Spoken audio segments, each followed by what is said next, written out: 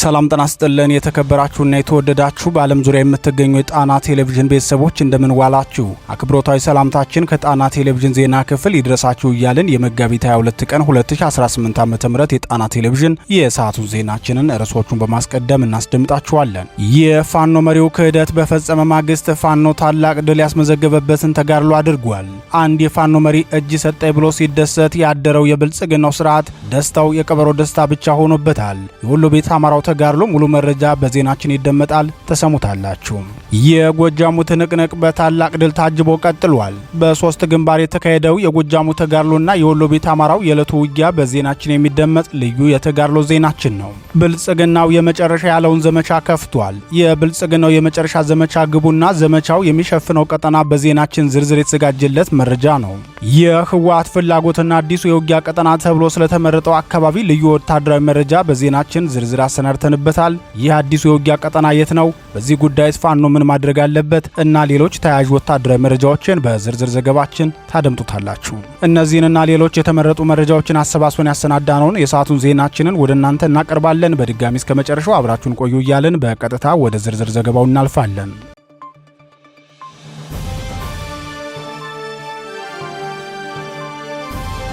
የፋኖ መሪው ክህደት በፈጸመ ማግስት ታላቅ ድል። የአማራ ፋኖ ብሔራዊ ንቅናቄ በወታደራዊ ሜዳው የሚያካሄደውን በድል የታጀበ ተጋድሎ አስጠብቆ መቀጠሉን ያሳየበትን ታላቅ ድል ትናንት ምሽት አስመዝግቧል። የአጼ ምኒልክ ዕዝና ሸዋ ጠቅላይ ግዛት ዕዝ ባካሄዱት የጋራ ተጋድሎ ከፍተኛ ቁጥር ያለው የብልጽግናን ሰራዊት እርምጃ በመውሰድና እጁን እንዲሰጥ ማድረግ የተቻለበት ውጊያ ነበር።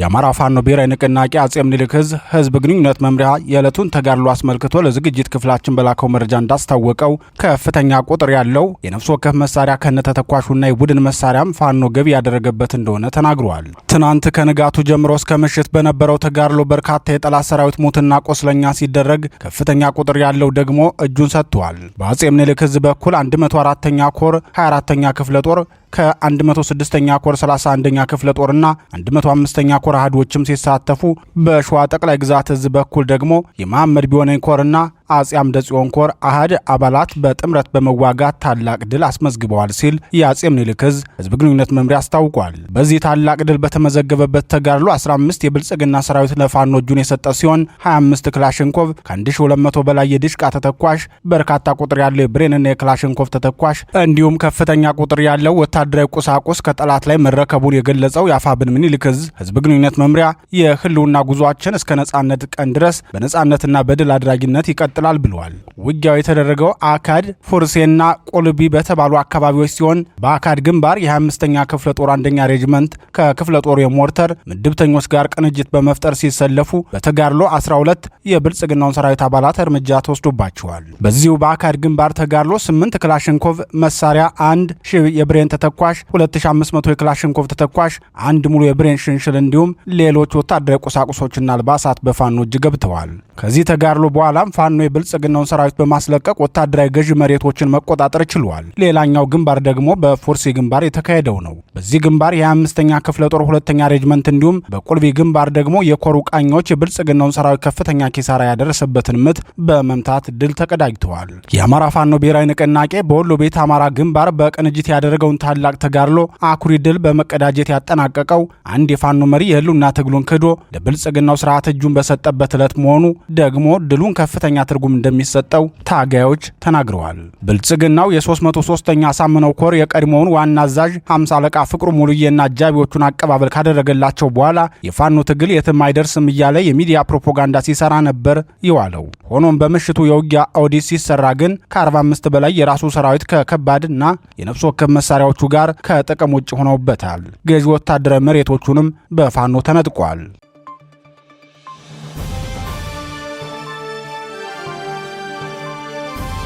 በሶስት ግንባር የተካሄደው የጎጃሙ ትንቅንቅ። የአማራ ፋኖ ብሔራዊ ንቅናቄ አጼ ቴዎድሮስ ዕዝ በጎጃም ጠቅላይ ግዛት በሶስት ግንባሮች ብርቱ ውጊያ አድርጎ ድል ማስመዝገቡን አስታወቀ። በፈረስ ቤት በዝቋላና በጅጋ ግንባር ውጊያዎቹ መካሄዳቸውን የገለጸው የዙ ህዝብ ግንኙነት ክፍል በእነዚህ የውጊያ ግንባሮችም ፋኖ በብልጽግናው ሰራዊት ላይ ከፍተኛ ኪሳራ ማድረሱን ገልጿል። ውጊያው የተካሄደው በትናንትናው ዕለት ሲሆን የብልጽግናው ሰራዊት ከፈረስ ቤት ከተማ በመነሳት ወደ ማርቆስ እንቅስቃሴ ጀምሮ ነበር። በዚህ ሰዓትም የአጼ ቴዎድሮስ ዕዝ 109ኛ ኮር 99ኛ ክፍለ ጦር የሻለቃ 2 አባላት ከጧቱ 1 ሰዓት ጀምሮ በ3 ቦታዎች ማለትም ሁላሳይ፣ አገሜ ዮሐንስና ቴሌው አፋፍ ላይ ውጊያ በመክፈት እስከ ምሽቱ 1 ሰዓት የቆየ ለአስጨራሽ ትንቅንቅ አካሂደዋል። በዚህ ውጊያ የብልጽግናው ሰራዊት ከነፍስ ወከፍ እስከ ዙ 23 መሳሪያዎችን መጠቀሙን የገለጸው አጼ ቴዎድሮስ ዕዝ ህዝብ ግንኙነት መምሪያ የሚዋጋበትን ዓላማ ጠንቅቆ የሚያውቀው የአማራ ፋኖ በብርቱ ተጋድሎ ጠላትን በሚገባ መምታት ችሏል ሲል አስታውቋል። የአጼ ቴዎድሮስ ዕዝ ሌላው ውጊያ ያካሄደበት ግንባር የ99ኛ ክፍለ ጦር ሻለቃ 5 ዝቋላ በተባለ ቦታ ያደረገው ተጋድሎ ነው። በዚህ ውጊያ የብልጽግናው ሰራዊት ሰዋዊና ቁሳዊ ኪሳራ ያስተናገደ ሲሆን 6 ክላሽንኮቭና በ10 ሺዎች የሚቆጠር ተተኳሽ እንዲሁም የሰራዊቱ አባላት በፋኖ እጅ ገብተዋል። ፋኖ ውጊያ ያካሄደበት 3ኛው ግንባር ደግሞ 109ኛ ኮር 77ኛ ክፍለ ጦር ትናንት ከቀትር በኋላ 8 ሰዓት ጀምሮ ጅጋ አካባቢ ያደረገው ከባድ ትንቅንቅ ነው። በርካታ ኃይል የተሳተፈበትና በሁለቱም በኩል ጉዳቶች በተስተናገዱበት በዚህ ግንባር የብልጽግናው ሰራዊት መነሻውን ከዝንድባ በማድረግ የ77ኛ ክፍለ ጦር ሻለቃ 2ና ቃኝና መሐንዲስ በጅጋና በማክሰኝን ከተማ መካከል ልዩ ቦታው ሳቅ በሳቅ በተባለ ቦታ ላይ ነው ውጊያው የተካሄደው። በዚህ ቦታ የተካሄደው ውጊያ በብልጽግናው ሰራዊት ላይ ከፍተኛ ኪሳራ ያደረሰ መሆኑን የገለጸው የዙ ህዝብ ግንኙነት መምሪያ ከደረሰበት ብርቱ ምት የተነሳ ጠላት ወደ መጣበት ለመመለስ ተገዷል ብለዋል። የ77ኛ ክፍለ ጦር 2ኛ ሻለቃና ቃኝና መሐንዲስ ገዢ ቦታ በመያዝ በፈጸሙት ጥቃት ከ15 በላይ የብልጽግና ሰራዊት እርምጃ ተወስዶባቸዋል። በፋኖ በኩልም ጉዳቶች መመዝገባቸው ታውቋል። ይህ በእንዲህ እንዳለ የአማራ ፋኖ ብሔራዊ ንቅናቄ አጼ ምኒልክ ዕዝ 106ኛ ኮር ዳውንት ወረዳ ላይ ባደረገው ተጋድሎ በብልጽግናው ሰራዊት ላይ ከፍተኛ ኪሳራ ማድረሱን አስታውቋል። የኮሩ ቃኝና የ31ኛ ክፍለ ጦር ሻለቃዎች በቅንጅት ባደረጉት ውጊያ በዳውንት ወረዳ የሰፈረውን የብልጽግና ሰራዊት በከፈቱበት ፈጣን ማጥቃት በርካታ ኃይሉን እንዲያጣ አድርገውታል ብለዋል። በወረዳው 02 ቀበሌ የጎራዳ ጡቂያ ቀበሌና የቀጠል 011 ቀበሌ ከነበረው የብልጽግና ሰራዊት ላይ ከ17 በላይ ሙትና ቆስለኛ ሲሆኑ የብልጽግናው ሰራዊት ሲጓዝበት የነበረው ተሽከርካሪም ከጥቅም ውጭ መሆኑን የኮሩ ሚዲያና ኮሚኒኬሽን ክፍል አስታውቋል።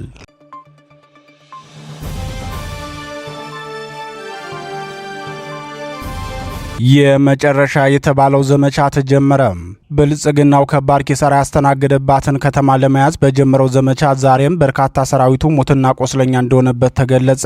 የደቡባዊ ጎንደር ዞን ዋና መቀመጫ ከሆነችው ደብረ ታቦር ተነስቶ በሌሊት ጉዞውን ወደ መካነ ኢየሱስ ያደረገው የብልጽግናው ጥምር ጦር ከመካነ ኢየሱስ ከተማ በቅርብ ርቀት በተፈጸመበት የደፈጣ ጥቃት በርካታ ሰራዊቱ እርምጃ የተወሰደበት ሲሆን ቀሪው ደግሞ ቆስለኛ መሆኑን የጣና ቴሌቪዥን ምንጮች ገልጸዋል። የደፈጣ ጥቃቱ የተፈጸመው በመካነ ኢየሱስ ከተማና በልዋየ ተራራ መካከል ላይ በምትገኝ ጠጅባራ በምትባል ስፍራ ሲሆን በፋኖ ድንገተኛ ጥቃት በርካታ የብልጽግናው ሰራዊት ጉዳት ማስተናገዱ ታውቋል። የደፈጣ ጥቃቱን ተከትሎ በከባድ መሳሪያ ሽፋን ሰራዊቱን ለመታደግ ተኩስ የከፈተው የብልጽግናው ሰራዊት አካባቢው የአርሶ አደር መኖሪያ መንደሮች የበዙበት ቢሆንም ለሰዓታት የዘለቀ የሞርተርና የዙ 23 ድብደባ መፈጸሙን የአካባቢው ነዋሪዎች ገልጸዋል። ጠጅባራ ላይ በሌሊት የተጀመረው ውጊያ እስከ ጧት መዝለቁን የገለጹት ምንጮቻችን የብልጽግናው ሰራዊት በዘፈቀደ የሚያስወነጭፈው የከባድ መሳሪያ ድብደባ ከተማ ውስጥ ጭምር ለመጠቀም የወሰነ ይመስላል።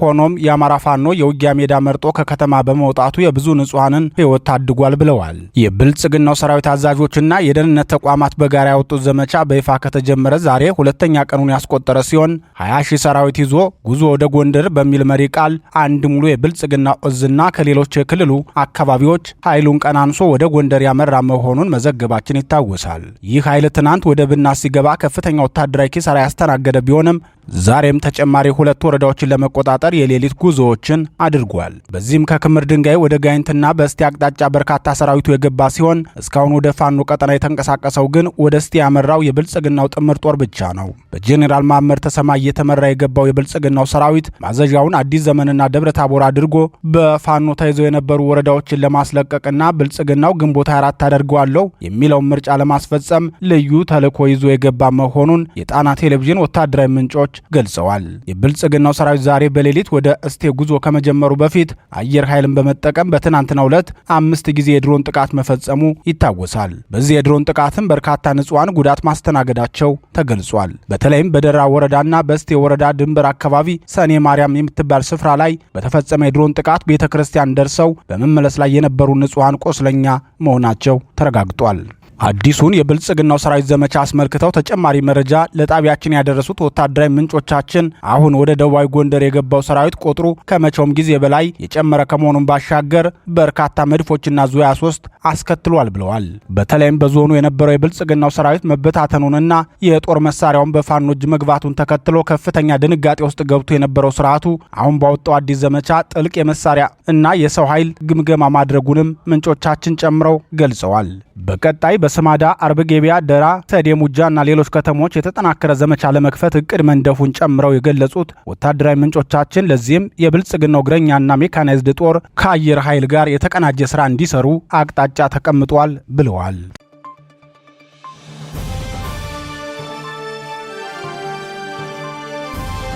የህወሓት ፍላጎትና አዲሱ የውጊያ ቀጠና የብልጽግናና የህወሓት ጦርነት አይቀሬ እየሆነ እንደሆነ ምልክቶች እያሳዩ ነው።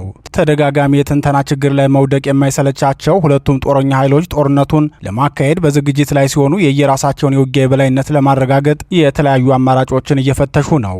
ብልጽግናው በትንተናው መሰረት ህወሓት ኃይል ያስገባባቸዋል ብሎ ያሰባቸውን ቀጠናዎች ለመዝጋት ሰፊ ኃይሉን ሲያስገባ፣ ህወሓት በበኩሉ ረጅም ጊዜ ለመዋጋት አቅም እንደሌለው በመረዳቱ የቀጠናውን ትኩረት ለመሳብ አዲስ የውጊያ ቀጠና ለመክፈት ያሰበ ይመስላል።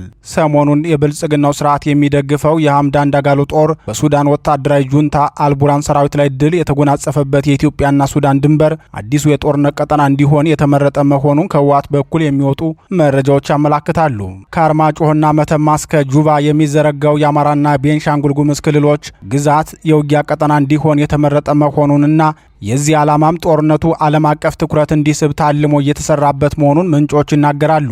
ከመተማና አርማጭሆ ጀምሮ እስከ ኩሙሩክ ባለው ሰፊ ቀጠና የሚካሄደው ውጊያ ከህዳሴ ግድቡ ጋር በተያያዘ የዓለም አቀፍ ትኩረት እንደሚስብ አልሞ እየሰራ ያለው የህወሓት ቡድን የወልቃይት ሁመራን ቀጠና ደግሞ በሽሬና በሸረሪና በኩል ባሰለፈው ታጣቂ ቡድኑ ውጊያ ለመክፈት የራሱን ዝግጅት አድርጓል። የሱዳንና ኢትዮጵያ አዋሳኝ ቀጠና ላይ የሚደረግ ጦርነት የዓለም አቀፉ ማህበረሰብ ትኩረት ከመሳቡን ባለፈ የመሳሪያ ዝውውሩንም የሚያሳልጥ ቀጠና ይሆናል። ይህን እቅድ በታሰበው መንገድ ለማስኬድ ህወሓት ከሱዳን ወታደራዊ ጁንታ ቡድንና ከጉሙዙ አማጺ እንዲሁም ከኦነግ ሸኔ ጋር ጥምረት የፈጠረ መሆኑን ጄኔራል ታደሰ ወረደ መናገራቸው አይዘነጋም።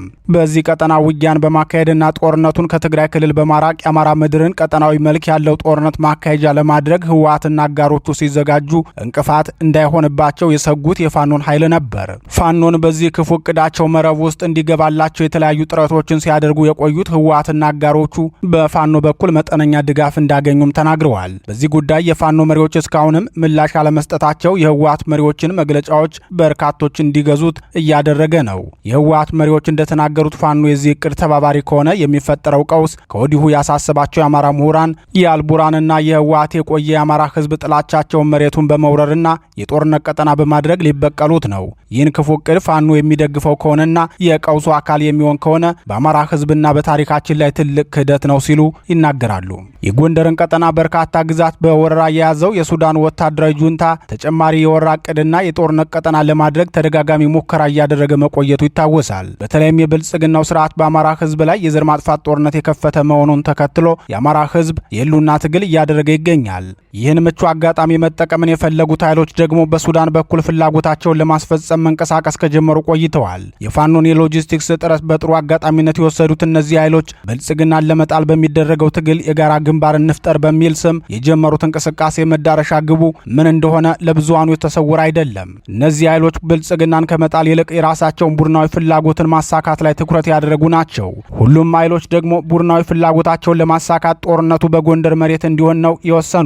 የህወሓትና አጋሮቹ ፍላጎት የት ድረስ እንደሆነ የተረዳው ኦህዴድ ብልጽግና ከኦነግ ሸኔ ጋር ያቋረጠውን ድርድር እንደገና መጀመሩ ተሰምቷል። በዚህ መንገድ የጠላትን ኃይል ቅነሳ ላይ ሲሆን የሱዳንን የእርስ በርስ ውጊያም የጁንታውን ቡድን በማዳከም በኩል ለዳጋሎ ሰራዊት ያልተቋረጠው ሁሉን አቀፍ ድጋፍ እያደረገለት ይገኛል። በቅርቡ ኩሙሩክ ላይ የተደረገው ውጊያና ወደ ዳጋሎ ድሉ ያዘነበለውም በብልጽግናው እቅድ መሰረት ነው። የአማራ ምሁራን በዚህ ጉዳይ አስተያየታቸውን ሲሰጡም የዚህን አደገኛ ቡድን እቅድና ፍላጎት በአማራ ህዝብ ኪሳራ ላይ የራሱን ትርፍ መሰብሰብ ነው። የአማራ ህዝብ በፋኖና በመንግስት ጦርነት ብዙ ዋጋ ከፍሏል። አሁን ደግሞ ተጨማሪ የቀጠናው የውጊያ ማዕከል እንዲሆን ፋኖ የሚፈቅድ ከሆነ ከጠላቶቻችን በላይ ጠላት ሆኖ ይመዘገባል። ይህ የአማራ ህዝብ ጠላቶች ክፉ ዕቅድ በአማራ ምድር እንዲካሄድ ፋኖ በፍጹም ሊፈቅድና ሊተባበር አይገባውም። ተባበራለሁ ካለ ግን የመጀመሪያ ውጊያ የሚጠብቀው ከአማራ ህዝብ ነው ሲሉ አሳስበዋል። በዚህ ጉዳይ የፋኖ ድርጅታዊ ምላሽ ምን እንደሆነ እስካሁን ይፋ አላደረገም። በቅርቡ ይፋ ያደርጋል ተብሎም ይጠበቃል።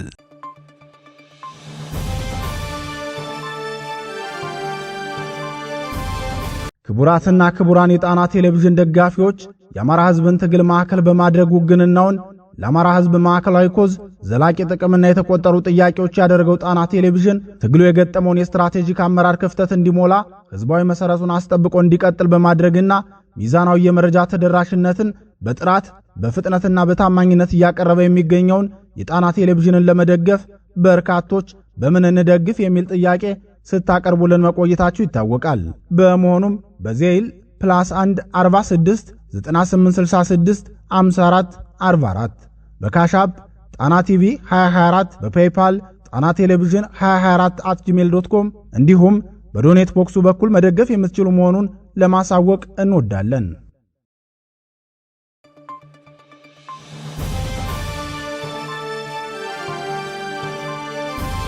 ክቡራትና ክቡራን የጣና ቴሌቪዥን አድማጭ ተመልካቾቻችን የሰዓቱ ዜናችን የተከታተላችሁትን ይመስል ነበር። ዜናዎቹን እየመራው አማራ ሰፋ አብሬያችሁ ቆየው። የጣና ቴሌቪዥንን የዩቲዩብ ቻናል አማራጭ ሰብስክራይብ በማድረግ በቋሚነት ወዳጅ እንድትሆኑ እንጠይቃለን። በዚሁ ተሰናበትናችሁ። ጤና ይስጥልን።